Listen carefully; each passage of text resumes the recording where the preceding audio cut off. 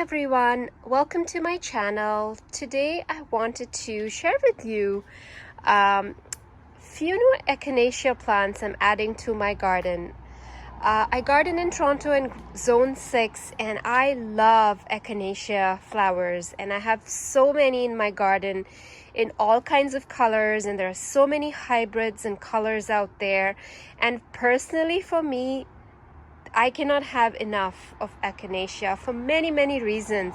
They are super easy to take care of, they are low maintenance, and the pollinators absolutely love it. And this is a variety of echinacea that I found, which I actually fell in love with because it's so beautiful and tall. I really like how tall these stalks are. I mean, some of these are like this one here is at least 4 feet tall, if not more. And I love the presence of these flowers. The colors are a beautiful classic pink, and I think it's even a little bit darker pink. So this variety here is called ruby star cone flower. So these are they just have a very big sized flower, really nice orange kind of center, orange and green center. And I think the contrast and the beauty these flowers bring, they are just amazing. And when the buds are just about to kind of open, they are this green color, and I think it really contrasts beautifully with the actual bloom. And lots of blooms on this plant, and I was very happy to find 3 of these plants that I'll be adding to my garden today. So this again is called ruby star cone flower. Echinaceas love full sun environment. They're going to bloom the best in full sun, and this will keep blooming from July till October, which is awesome. And its shape is upright, and it's a taller echinacea, so it's going to get about 50 to 60 centimeters wide and about 100 centimeters tall. So like I said, these plants are already 4 feet tall. Almost one of them is nearing 5 feet. So the foliage color is dark green, and it's attracts butterflies, and it's hardy up to zone 3, which is really cold hardy. And it's got large, deeply colored purple pink petals. They are held horizontally around a dark bronze pincushion like center cone, and the daisy like flowers appear from midsummer through fall, attracting numerous butterflies, bees and songbirds. So super excited to add these beautiful echinacea plants in my garden today, and I will take you along and show you where I am adding these. And I just want to take a step back so you can see how beautiful and tall these plants are, and I'm really excited to add them in my garden today. It's cooled down quite a bit here, and it's rained, so the soil is easy and workable. So I'm going to get these in the ground, and hopefully they will get settled in their new environment fairly quickly.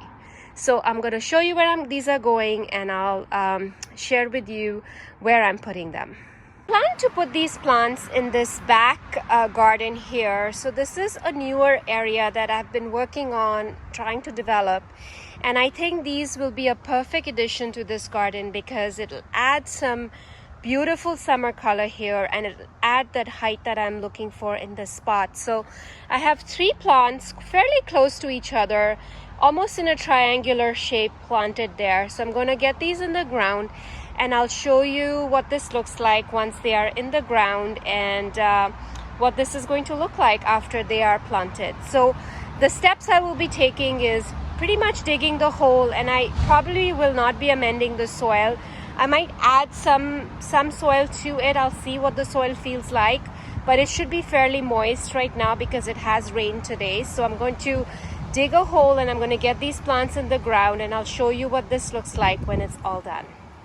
I wanted to show you the plants are in the ground, and I absolutely love how they look, the height they add in that corner there, and it's just a beautiful pop of pink that I absolutely am enjoying in that little corner there.